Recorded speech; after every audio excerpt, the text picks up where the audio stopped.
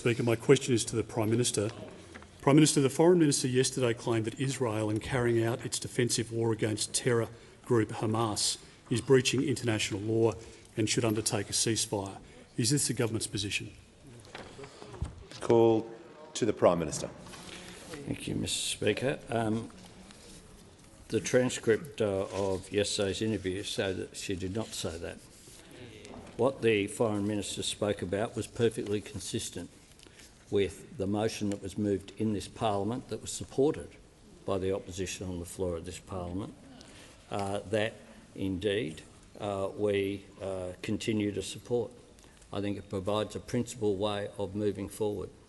It provided for, one, unequivocally condemns the attacks on Israel by Hamas.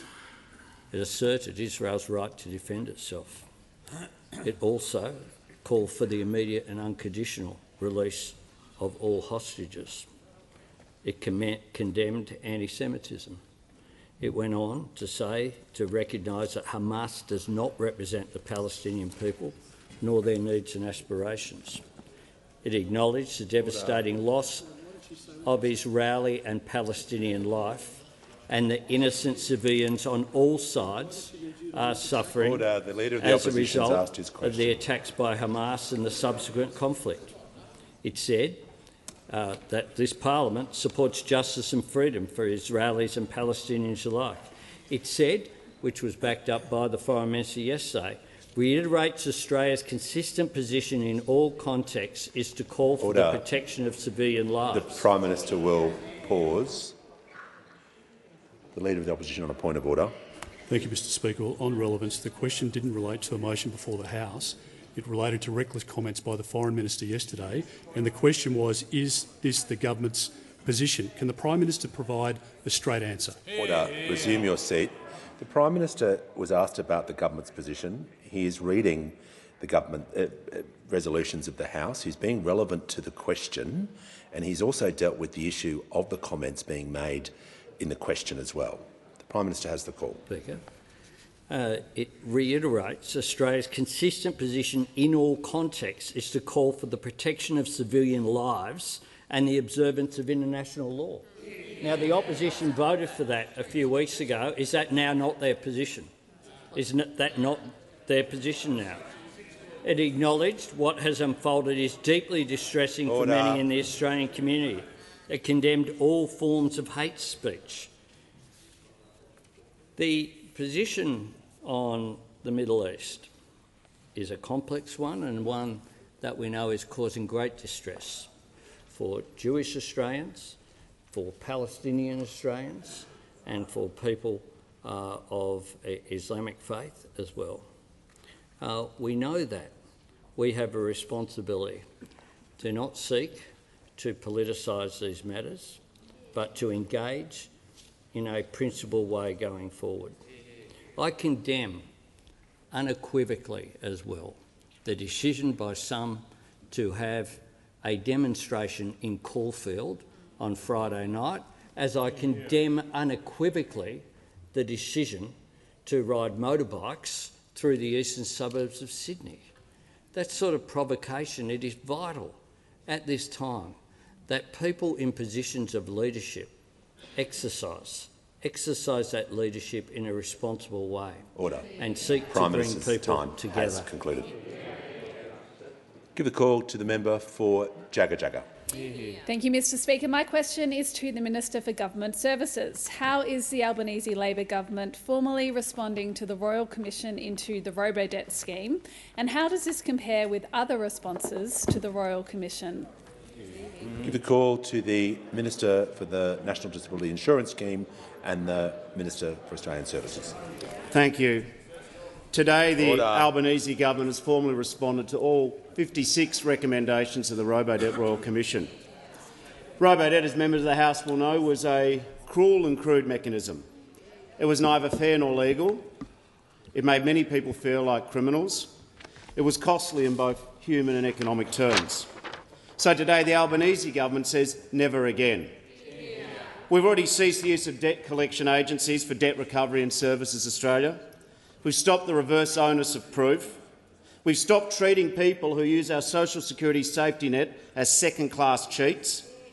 And last week we announced 3,000 new jobs in the front line of Services Australia to help people process their claims and calls. But we can say never again. But Australians can't have true robo-justice until the opposition join us in a full-throated apology. Now, to be fair, some in the opposition have shown courage. The member for Menzies said, "As someone who's a Liberal and believes in the sanctity of the individual, due process and the presumption of innocence, it offended all of these. It was illiberal, it reversed the onus and it hurt people." The member for Flinders has said it's now apparent that the expanded compliance system, now known as Robodebt, is one of the poorest chapters in Australia's public policy history and one that sits at the feet of the coalition in its time of government. Senator Patterson said, "It's incredibly regrettable, it should not have happened. We have to learn these lessons. It was the government that I was a member of and I really regret that it happened." But so far, the Leader of the Opposition has not taken the high road, as some of his colleagues had, but rather last August took the low road and accused the Royal Commission of morphing into a witch hunt. The victims of Robodebt have noticed the truculent refusal, the deafening silence of a full-throated apology by the Leader of the Opposition. You cannot have justice for Australians, the promise that never again will it occur, when the potential alternative government doesn't own the problem. You cannot have justice for the victims unless there's a guarantee that it won't be repeated again and that the lessons have been learned. However, the Leader of the Opposition so far has given no sign of fully owning the disaster which was Robodebt. We all know the difference between a standard politician's apology, "If you are offended, I'm sorry," and a real one. So it's time, member for Dixon. It's time for a real apology today in the parliament, right here, right now.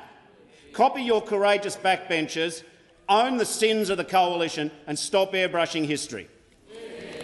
And call to the Honourable the Leader of the Opposition. Thank you very much, Mr Speaker. My questions to the Prime Minister. Order. Members on my right. The Leader of the Opposition will begin his question again in silence. Thank you, Mr Speaker. My question is to the Prime Minister. Over the last 15 months, the cost of everything has gone up under this Prime Minister. The latest CPI data shows that food is up 8.2%, housing costs 10.4%, insurance is up 17.3%, electricity up 18.2%, and gas is up by a massive 28%. The Prime Minister has broken every promise made before the election and made poor decisions every day since. Why are Australians paying the price for a distracted and out-of-touch Prime Minister failing to focus on the real issues affecting Australians? Order. The Leader of the House will cease interjecting. The Prime Minister has the call. I thank the Leader of the Opposition for his question once again, showing that he has absolutely nothing positive to offer the Australian people. Absolutely nothing. Because there are three vital ways that we're tackling the cost of living. Getting costs down for families, getting wages up for workers and getting the budget onto a stronger foundation. And on all of those measures, those opposite oppose everything positive that is put forward in this parliament. He has nothing positive to offer the country. He just says no to everything that is put forward, opposes change and can't even lead his own party. Well, he can't even appoint a shadow minister for Stuart Robert, who resigned about 5 months ago, because he's hampered by those people on his backbench. Now, despite the opposition of those opposite, we've delivered $23 billion in cost of living relief to Australians. $23 billion. Cheaper childcare, which began in July. More Medicare bulk billing that began just this month, with a tripling of the bulk billing incentive. Cheaper medicines on January 1, and then again the 60-day dispensing. This is the first question. This is the first question on cost of living we've had for them for months.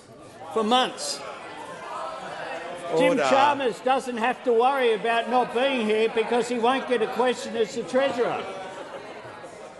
We had the energy bill relief Order. Members on my that left. we put together with states and territories last year, opposed by those opposite. Fee-free TAFE training, over 220,000 places, making a difference for free. The building more affordable homes, again opposed by those opposite. Just like they oppose our actions that have got wages growing at the fastest rate in a decade. Just like they opposed the pay rise for aged care workers of 15%. Just like they said an increase in the minimum wage would lead to the whole economy collapsing. We've created 550,000 jobs since we came to office. The more jobs created on our watch than under any first-term government in Australia's history, and we're not even halfway through. And we did something those opposite never did. We turned a $78 billion deficit into a $22 billion surplus. Order. There is far too much noise on my left. The member for Bowman, Barker and Groom will cease interjecting. The call to the member for Aston. Thank you, Speaker. My question is to the Prime Minister. What did the Royal Commission find about the robo-debt scheme, and how does this government's approach to helping vulnerable Australians differ? Give the call to the order. Give the call to the Prime Minister. I thank the member for Aston for her question, and note that she's the best member for Aston we've had for some time in this place. And she understands that robo-debt will stand forever as one of the worst policy failures by any Australian government. A deliberate policy to hound Australians, not an accident, not a mistake, one that was accompanied by threats in this chamber to hunt people down, And we know that it made an enormous difference to so many Australians who were the most vulnerable. And we know as well that in this chamber it was raised day after day, week after week, month after month, year after year. Those opposite knew that it was an illegal scheme, but it didn't stop them still pursuing some of the most vulnerable people in our society. A shocking abuse of trust that was exposed by the Royal Commission. People like Melanie Cleave told the Royal Commission, she said this, "I had to sell everything I could sell just a little to get by. I had to go to the Salvation Army for the first time ever in my life, and it was quite degrading. It made me feel like I was a criminal. I never want to deal with Centrelink ever again." This is the pathology of those opposite.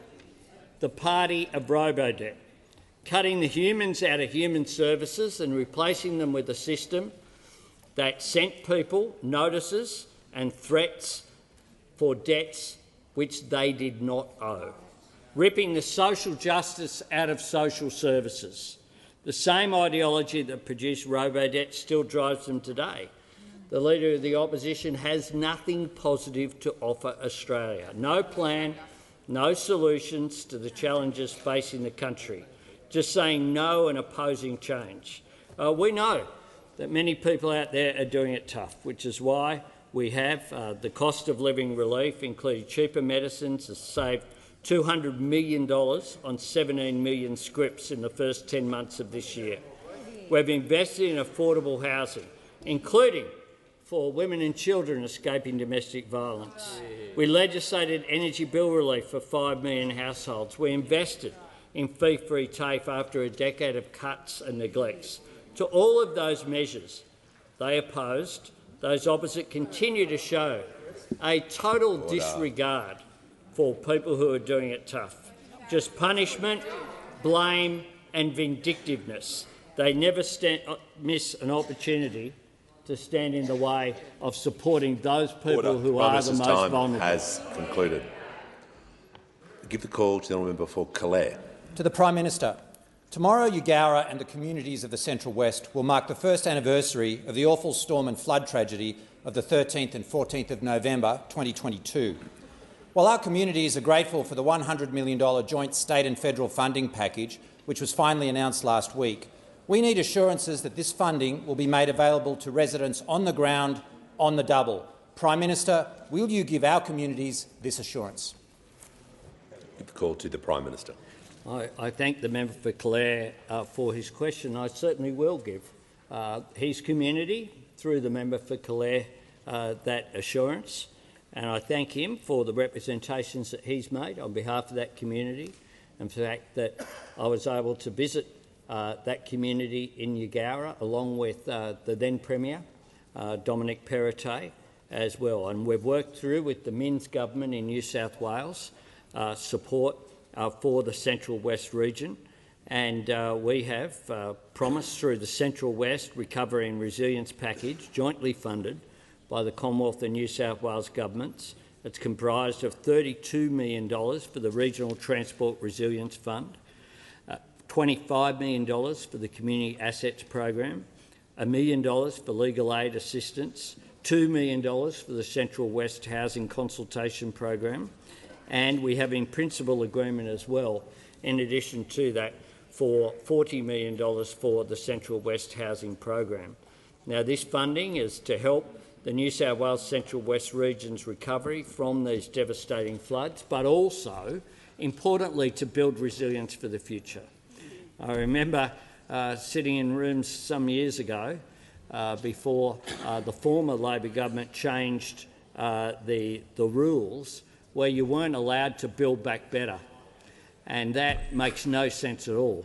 It makes sense to actually take into account when a natural disaster occurs, and that's why we have that funding for the Regional Transport Resilience Fund, is aimed at how do we build roads that don't just get washed away and therefore isolate communities in the future. This package includes support for the repair and replacement of critical community assets, improving the resilience of public infrastructure, as well as legal assistance. We've also got that in principle support to match funding for a resilient housing program for the Central West. Now, these are important projects which will be overseen by a forum of community leaders and reps from both Commonwealth and state governments. And I know that the Mayor there is a fine fellow, and he will be involved as well. We are prioritising the most impacted local government areas of Cabone, Parks, Forbes and Lachlan. I know this impacts on the member for Riverina's electorate as well, and I thank him for the representation that he's made. My government is determined to make sure that people aren't left behind in those communities, and that's why we've acted in partnership with the New South Wales government. The call to the honourable member for Paterson. Thanks, Mr Speaker. My question is to the Minister for Home Affairs. The Nixon report found our migration system was broken, allowing the exploitation of some of the most vulnerable people in our society. What progress has the Albanese Labor government made in addressing these issues after a wasted decade?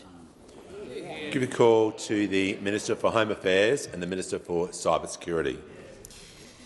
Thank you so much, Speaker, and could I thank the member for Paterson for her question, and she's absolutely right.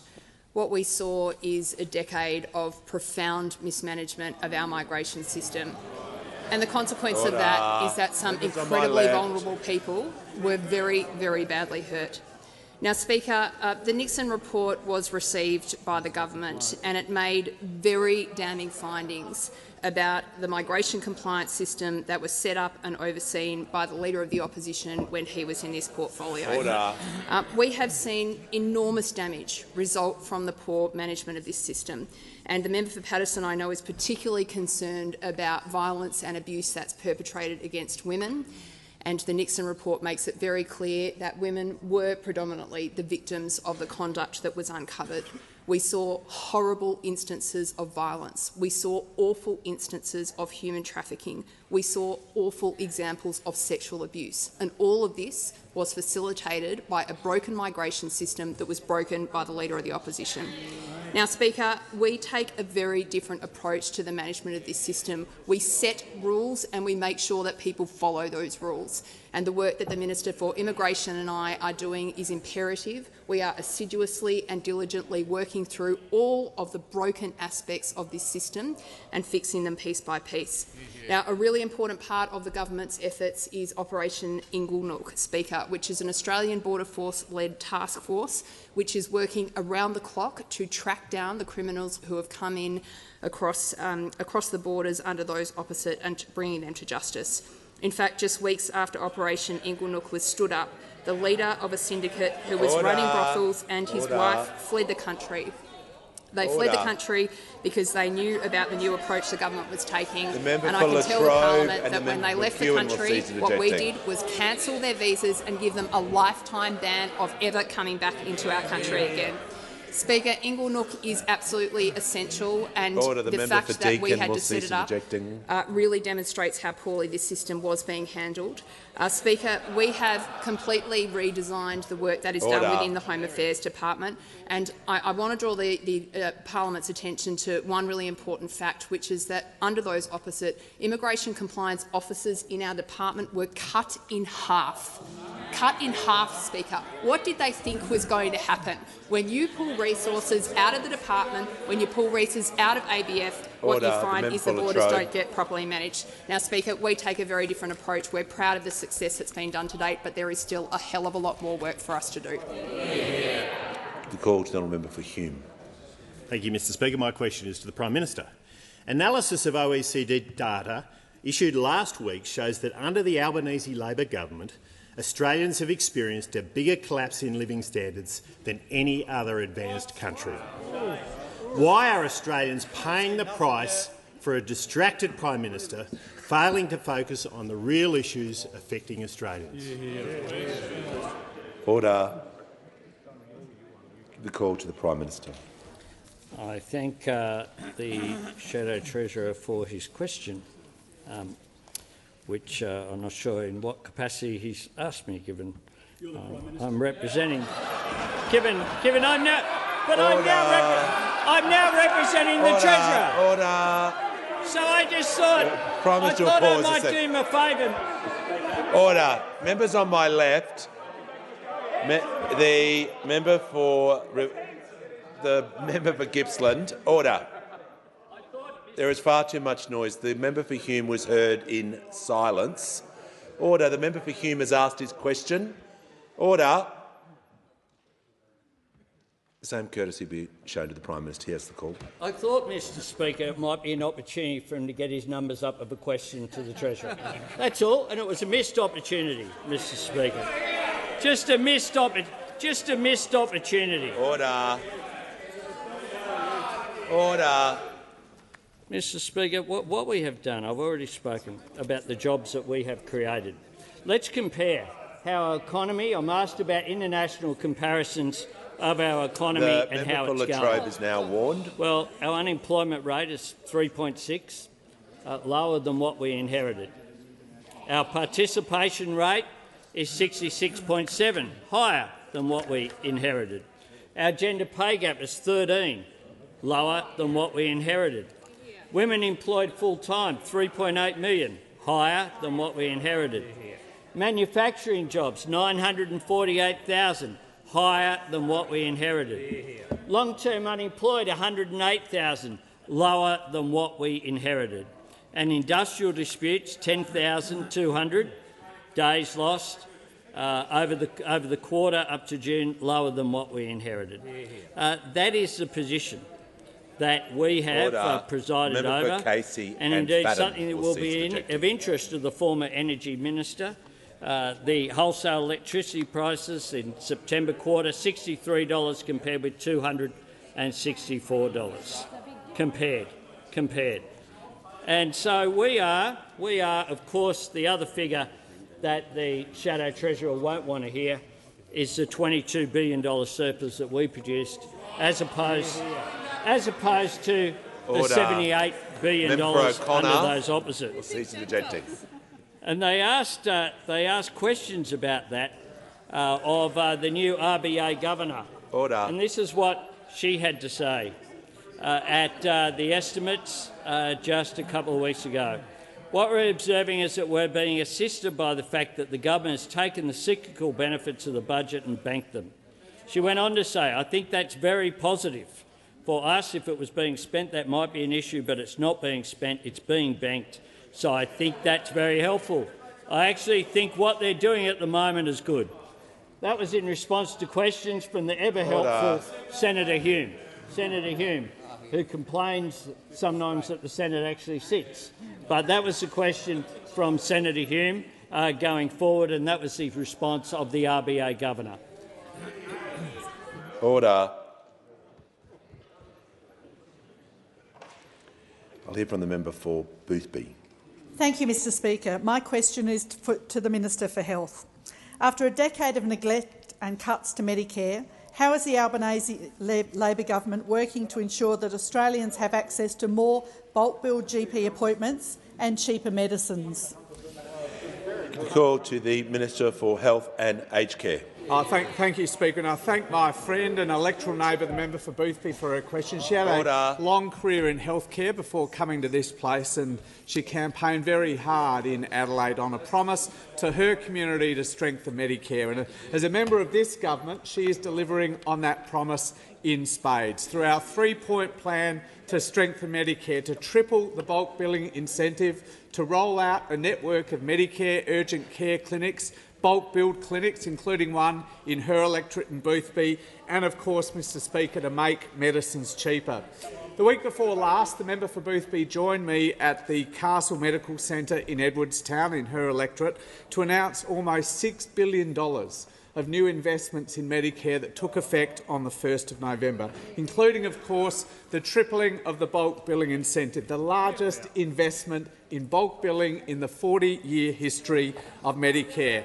Dr Ng told us that 80% of the patients at her centre were either kids, pensioners or concession card holders covered by these new incentives. So from November 1st, Mr Speaker, a bulk billed standard consult at that centre goes up a whopping 34% for all of those patients. 34%. The increase is even higher in regional Australia, Mr Speaker, with that standard consult going up by as much as 50%. And this is on top of the largest across-the-board increase to the Medicare rebate that also took effect that day in more than 30 years, since Paul Keating was the Prime Minister. A bigger increase this year alone than those opposite managed in 6 long years in government.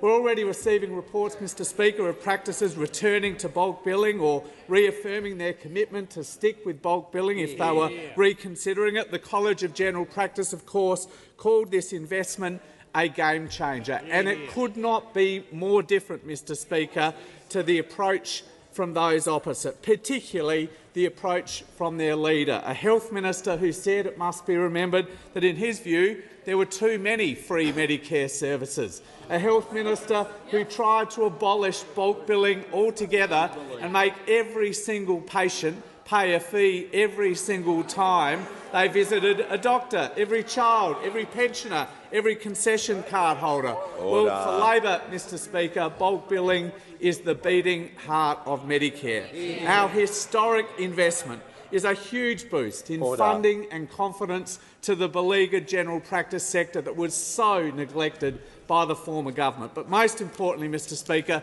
it will make it easier and it will make it more affordable for millions of Australians to see their doctor. Give the call to order. The member for Riverina will just cease that immediately. Give the call to the Deputy Leader of the Opposition. My question is to the Prime Minister. Before the last election, the Prime Minister promised real wage increases. But analysis of OECD data shows that in the first 12 months of his government, Australian workers have suffered a 5.1% decline in real incomes, the worst in the developed world. Yet again, the Prime Minister has misled the people. Why are Australians paying the price for a distracted Prime Minister failing to focus on the real issues affecting Australians? Give the call order to the Prime Minister. I thank the Deputy Leader of the Opposition for her question, notwithstanding the ironic nature of it, because the previous government, of which she was a minister for some of the time and some of the time not, had a deliberate policy of driving down wages. That was their deliberate policy. That was part of their economic architecture. Order. The Leader of the Nationals. Economic architecture, deliberate design. So they might have forgotten. They might have forgotten a point in the election campaign where I was asked whether I would welcome a $1 increase in the minimum wage, a $1 increase, and I said absolutely. And for days afterwards, those opposite railed about how this would destroy the economy. This would bring everything down. And they thought that was the basis of an election campaign that was held.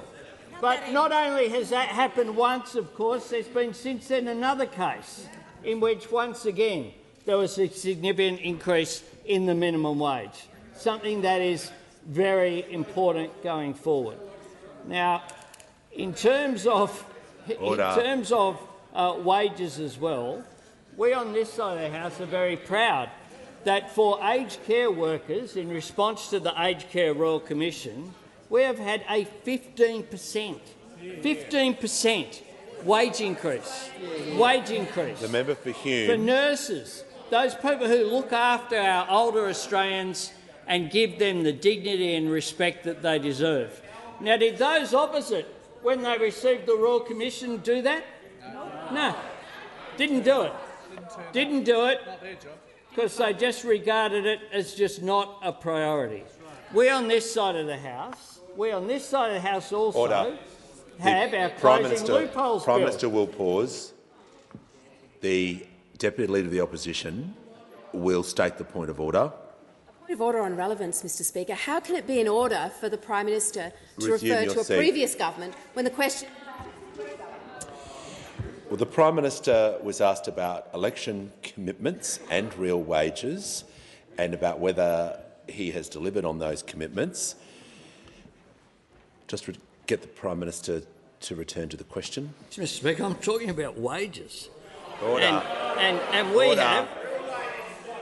have for minimum workers, the member for Hume, up nearly $3 an hour is what we have done. On July 1, 2.4 million workers on awards got a 5.75% pay rise, the largest increase since 2009. But there's legislation before the parliament to stop loopholes, to stop people working side by side, but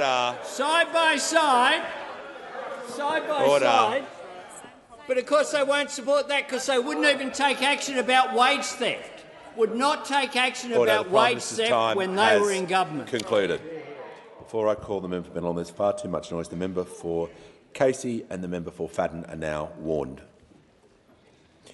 The call to the member for Bennelong. My question is to the Minister for Employment and Workplace Relations.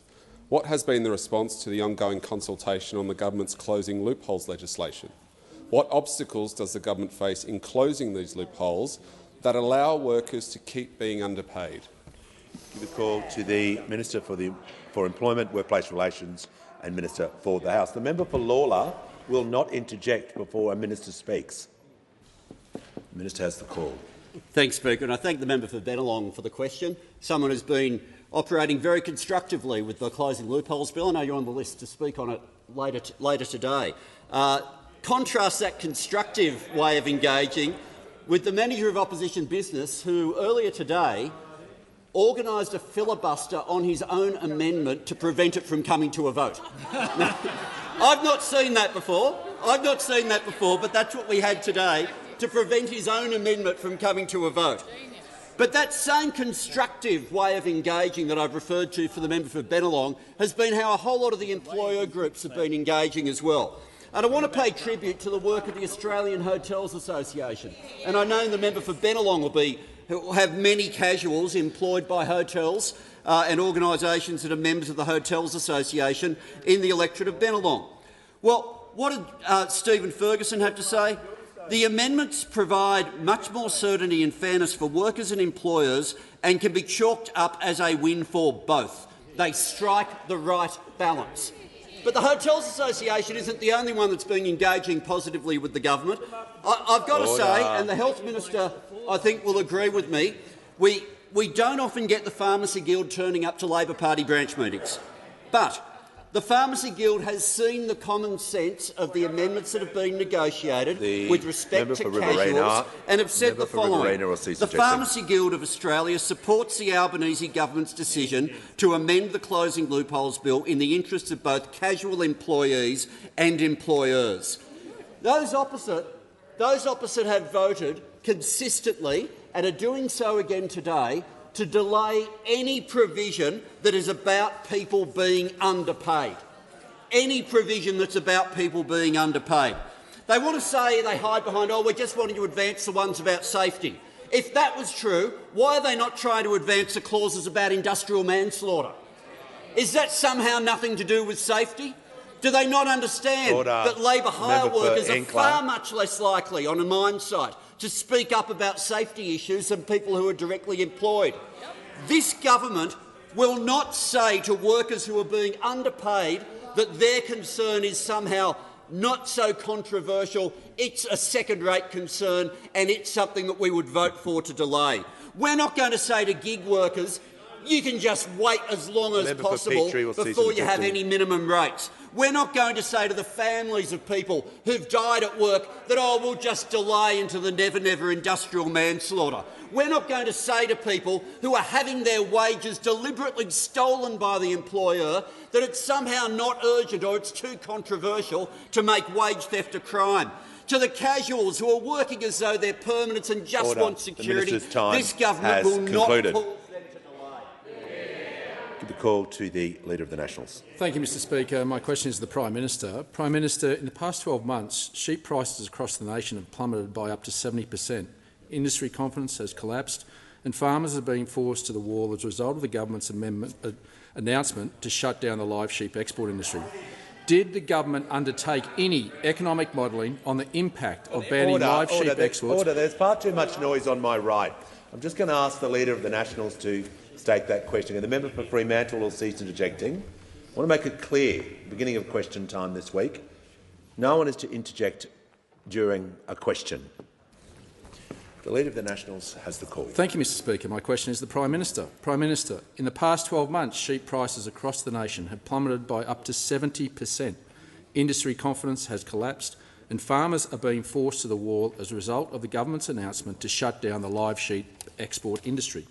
Did the government undertake any economic modelling on the impact of banning live sheep exports before announcing the shutdown?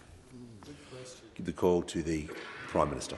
Thanks, Mr Speaker. The contradiction in the Leader of the National Party's question is that he's saying that a foreshadowed policy that hasn't happened has had this massive impact. Because it's not about... Because it's not about... Prime Minister will pause. The Leader of the Nationals made it clear to the House that he'd be heard in silence and gave him a good go by getting the second reading the question. I'd ask the courtesy to be respected to the Prime Minister. Order. The Prime Minister has the call. Because price, of course, doesn't go to investment. That's about future. And what we have done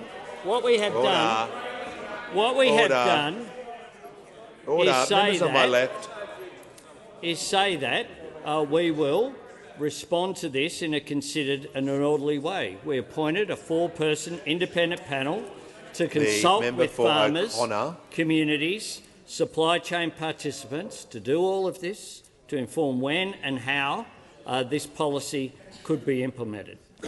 That's why we've very clearly not put a date on when the phase-out will occur. We've said we'll consult with industry in the interests of a strong and sustainable future for the Australian sheep, wool and sheep meat industry.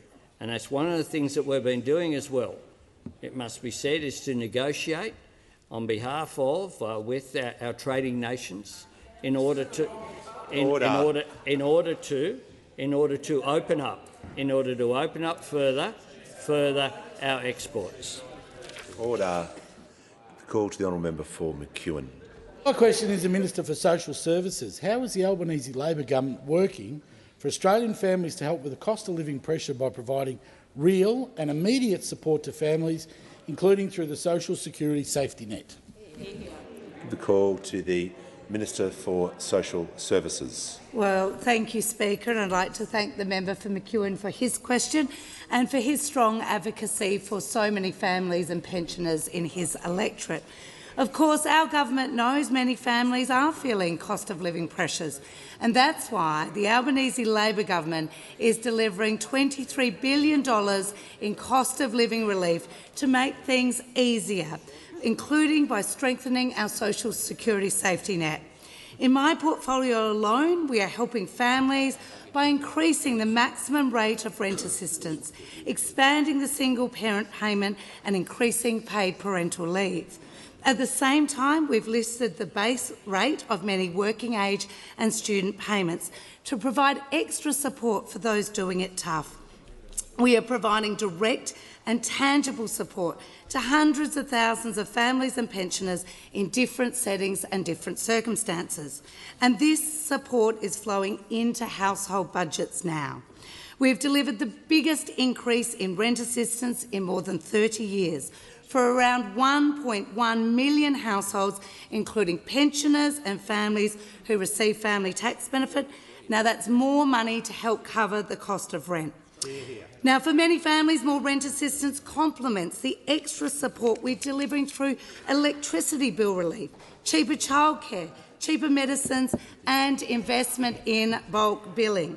For single parents who face the difficult challenge of balancing work and care on their own, we've extended the eligibility for single-parent payment until their youngest child turns 14. This will result in an extra 65,000 single parents being better off by, on average, $170 per fortnight. Now, for the parents of newborns, the government is delivering the biggest investment in paid parental leave since it was introduced in 2011. We've expanded access to more families, including introducing a $350,000 family income limit, and made it much easier for both parents to share care. And from 2024, we will expand the scheme by an extra 6 weeks, reaching 6 months by 2026. That's over $5,000 extra to help cover time off around the birth of a baby and help juggle work and care. Not only will our investments help families, but it will help participation and productivity, so there is a dividend to the Australian economy as well.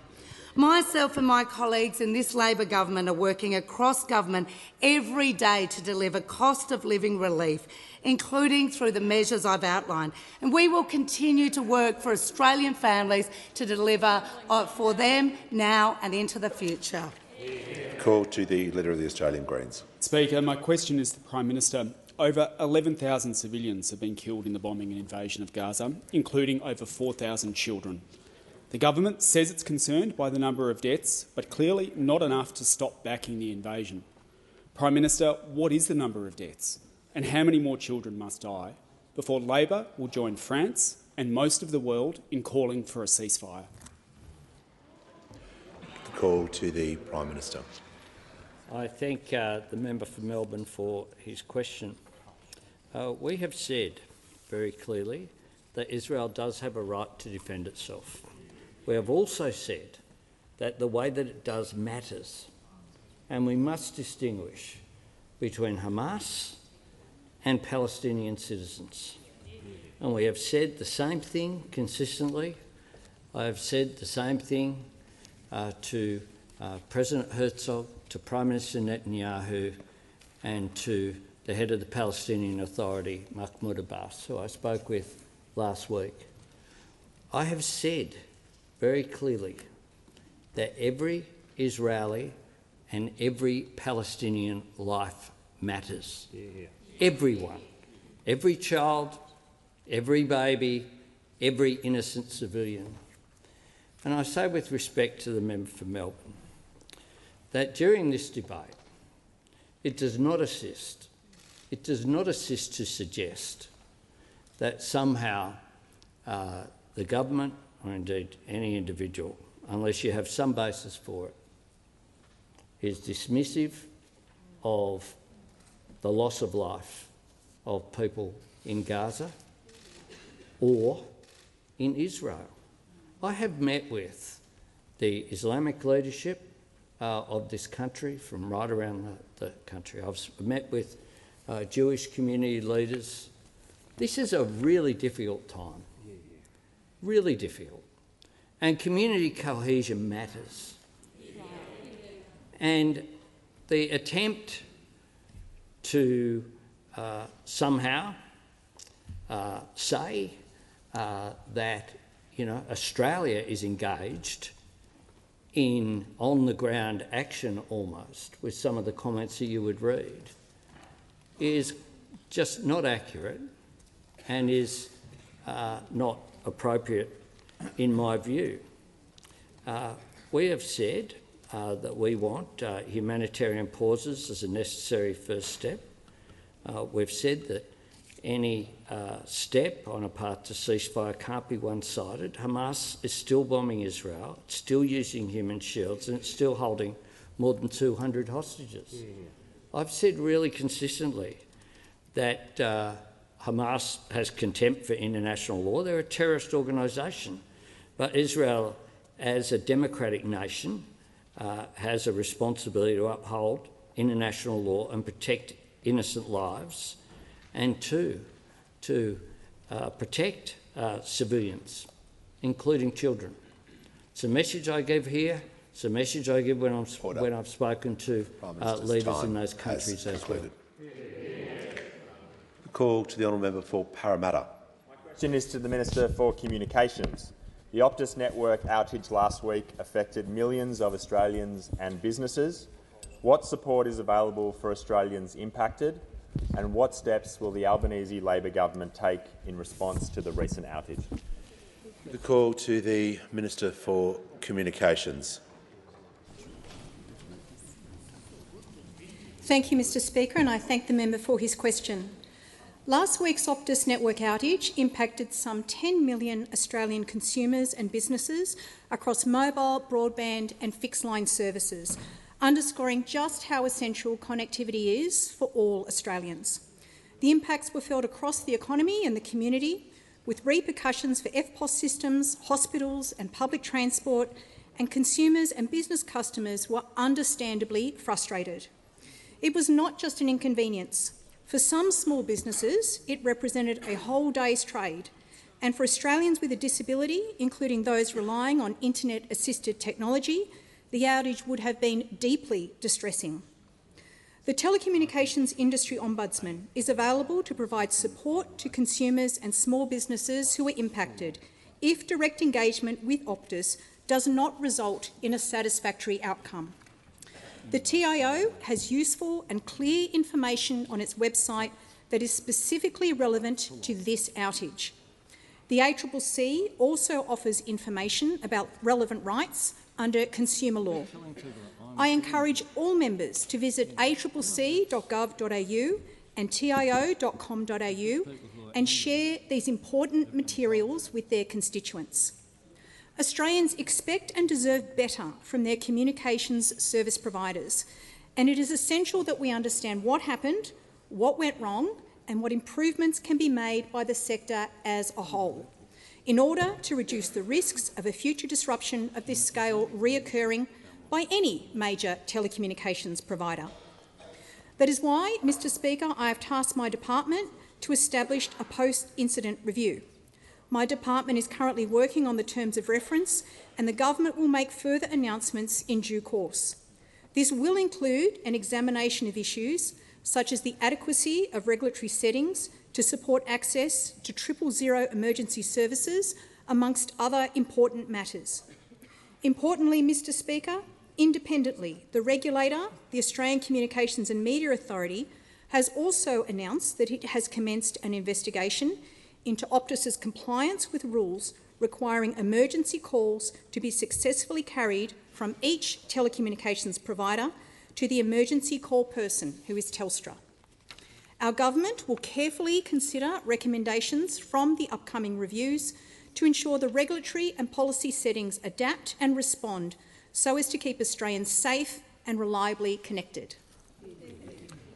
The call to the honourable member for Wannon.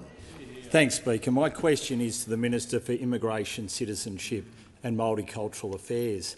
Under the Albanese Labor government, the decision to release 80 hardcore criminals will result in more violent crimes against Australians. Why hasn't this government drafted any legislation to keep Australians safe from these criminals? Order. Give the call. The Minister for Home Affairs and Cybersecurity will cease objecting. Give the call to the Minister for Immigration, Citizenship and Multicultural Affairs. Thank you, Speaker, and I thank the Shadow Minister for his question. Perhaps I can begin by reminding him and all members that on last Wednesday afternoon, the High Court handed down a decision which required the release of an individual from immigration detention. The High Court handed down a decision which we, of course, are complying with. I would say, as any government would, but as we've heard earlier, not every Australian government has complied with the requirements of the law nor respected separation of powers. Can I say this too, Speaker? The Commonwealth argued against the decision ultimately that the High Court maintained. But of course we were prepared, as I think the Shadow Minister's question suggests, we were prepared for this outcome because of the significance of this case. Members would appreciate that the case has overturned a precedent of nearly 2 decades. Throughout this, community safety has been our #1 concern. And I say to the Australian community, it will continue to be our #1 concern. I hope that that is a concern that is echoed across this chamber and in the other place. To that end, the Australian Federal Police and, of course, the Australian Border Force have been working closely with our state and territory authorities. I might make very clear that that cooperation through the ABF commenced prior to the decision being handed down in recognition of our apprehension of the seriousness of an adverse decision to the Commonwealth. We took those steps in advance of it. We also established a joint operation with state and federal. Order. The Minister will pause and I'll hear from the member for Wannon. Speaker, on relevance, the question was why hasn't the government... Order. Resume your seat.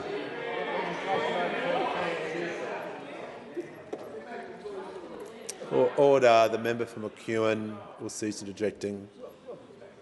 Speaker, I wait 18 months for a question. The Minister has the call and will be relevant to the question. This is not serious. This is not serious, and this is a serious issue. We moved quickly to ensure that we issued visas to impacted individuals with appropriate conditions to ensure that community safety can be upheld, including requirements to report regularly to the department to inform the Minister of any changes of personal details, address, social media profiles, restrictions of industries on employment and a range of other strict conditions. This is in addition to state and territory requirements which go to the issues that you were talking about, Shadow Minister. Now, we have been required to release people almost instantly. That is the decision of the court. But we continue to consider all measures that may be available to strengthen our protection of the community. And I note, of course, that we are yet to have the reasons for the court's decision. We have been approaching this issue in anticipation of a decision because we regard community safety seriously. We continue to do so, unlike members opposite whose record in this area is an unmitigated disaster. Give the call to the member for McNamara. Thank you very much, Speaker. My question is to the Minister for Cybersecurity. Following the cyber attack on DP World last week, how is the Albanese government taking action to uplift the cyber security of Australia's critical infrastructure? Give the call to the Minister for Home Affairs and the Minister for Cybersecurity. Thank you so much, Speaker. In my role as Minister for Cybersecurity, I'm not always able to get up and deliver positive news to the Parliament, but we do have good news today. This afternoon, DP World announced that they are resuming operations at their facilities. Their expectation is that 5,000 containers will leave their ports today. Speaker, the incident at DP World is the latest in a string of cyber attacks which have shaken our country. And this is why this is such a central priority for our government. The DP World incident also, Speaker, shows that some of the critical reforms that our government has put in place in the past 18 months are actually working. Speaker, for many Australians, they're probably not really conscious of the tremendous complexity that's involved in managing a cyber incident of this size. In the case of DP World, we have a company here that manages 40% of freight movements in and out of our country. The implications for a shutdown, even briefly, on the ports are very widespread, affecting most of the parts of the Australian economy. Speaker, in the instance of this particular cyber attack, we had the National Cyber Security Coordinator who was on the ground effectively immediately working with the company and across industries to help manage the impacts of this. The National Coordination Mechanism, which was triggered for the first time by our government in the context of the Optus attack, has been meeting daily to manage the impacts of this serious incident. And they've been able to also coordinate the Australian Cybersecurity Centre in its engagement with the company and the Australian Federal Police. Now, Speaker, it's really important for the Parliament to understand that none of these mechanisms would have been possible without the reforms of our government and under the former government. But, Speaker, we're not satisfied with clearing what has been an impossibly low bar set by those opposite in cybersecurity. Let's remember, Speaker, that they didn't even have a cybersecurity minister. I mean, let's pause on that point for a moment. We've dealt with a lot of cyber incidents in the last 18 months. They didn't even have a minister who was clearly in charge of these issues. Now, Speaker, we have implemented enormous reform in the 18 months that we've been in government. We have declared 168 critical infrastructure assets of systems of national significance. We've commenced a very substantial, very important set of national cyber exercises which help us flex and build that muscle. And indeed, Speaker, today the government made 2 announcements about policy reforms that will be contained in the forthcoming National Cybersecurity Strategy. One of those is to introduce mandatory reporting requirements for ransomware attacks around Australia. And the second is to lift the requirements that we place on telecommunications companies to make sure that those telcos that can do so much to affect the cybersecurity of every citizen in our country are meeting their responsibilities. Speaker, we've got a big mess to clean up here, but there's lots of work underway and I'm proud of the work that's been done so far. Give the call to the honourable member for Fowler. Give the call to the member for Fowler. Thank you, Speaker. Prime Minister, families are paying over $2 per litre at the pump today, which is increasing costs and inflation across the supply chain. It's one of the reasons interest rates has increased, which is hurting working Australians immensely. Fuel prices will go up and down, but a cut to fuel excise would lower costs and reduce inflation now. Why won't the government reduce the fuel excise at a time it has a budget surplus and provide instant cost of living and mortgage relief to families, especially in Western Sydney? Call to the Prime Minister. I thank the member for Fowler for her question, and I certainly acknowledge that so many people, including in her electorate, are doing it tough at the moment, and as a result of a range of factors, not the least of which is what has happened with oil, with the Russian invasion of Ukraine, but also we know that the Middle East crisis. Order. Members on my left. The member for O'Connor. That the Middle East crisis, which is being undertaken at... Order. Members on my left. The member for O'Connor is warned, and if he interjects one more time, he'll leave the chamber. Prime Minister will be heard in silence. We inherited, of course, when we came to office, a decision of the former government. They put in their budget in March of 2022 that they had a limited time of a pause on fuel indexation. They put that limited period on there because when it comes to the issue of petrol indexation, one of the concerns that is there in the economy, and including from the Reserve Bank, that feeds into interest rates, is how much cash there is in the economy as well. So we have purposefully targeted cost of living relief through the increase in payments, which the Minister for Social Services spoke about earlier today. From the Minister for Health, the member for Casey has spoken about today with cheaper medicines and the bulk billing tripling of the incentive. We have very consciously targeted the relief at families through childcare relief as well. So we will always look at measures to... The Prime Minister will pause. There's far too much noise. The member for Fowler, on a point of the Prime Minister's concluded his answer. Order. The member for Moreton has the call. Thank you, Speaker. My question is to the Prime Minister. Following the Prime Minister's visit to China and attendance at the Pacific Islands Forum, what are some of the outcomes of these engagements that will make a positive difference for Australia's economy and security? Give the call to the Prime Minister. I thank the member for Moreton for his question, and we know that the world is confronting serious challenges and economic headwinds, and that what happens internationally matters at home. And crucial that Australia takes our seat at the table and speaks up for our interests. That's how we get results for Australians. We know that for jobs, for trade, for the economy and security, it matters, that engagement. And that's why I was pleased to be the first Australian PM to visit China since 2016. This is one of our most important relationships. More than 1 in 4 of Australia's export dollars derives from the relationship with China. And indeed, more than 1 in 4 of Australia's jobs depend upon trade. We have been patient, calibrated and deliberate in our approach to this relationship, and it's already paying dividends. Removing of trade impediments on timber, coal, barley, hay and a range of other products. A path forward for wine exports from Australia. Between January and August this year, and there's been a huge bump since then, Australia exported $6 billion of the products that had impediments placed on them to China. If we compare that, it was $85 million in the same period last year. $85 million up to $6 billion. And it's no wonder the National Party are so pleased about this as well, because it's had a particular impact in regional Australia. When I was in Port Lincoln, they were already signing deals on barley, and barley is already in China from Australia, making a difference. And the wine industry, of course, has had bumper crops that is sitting there waiting to be exported, and already there are negotiations on deal there.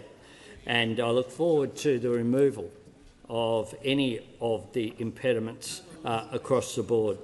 Now, the visit to the Cook Islands was also important that we engage with our Pacific neighbours.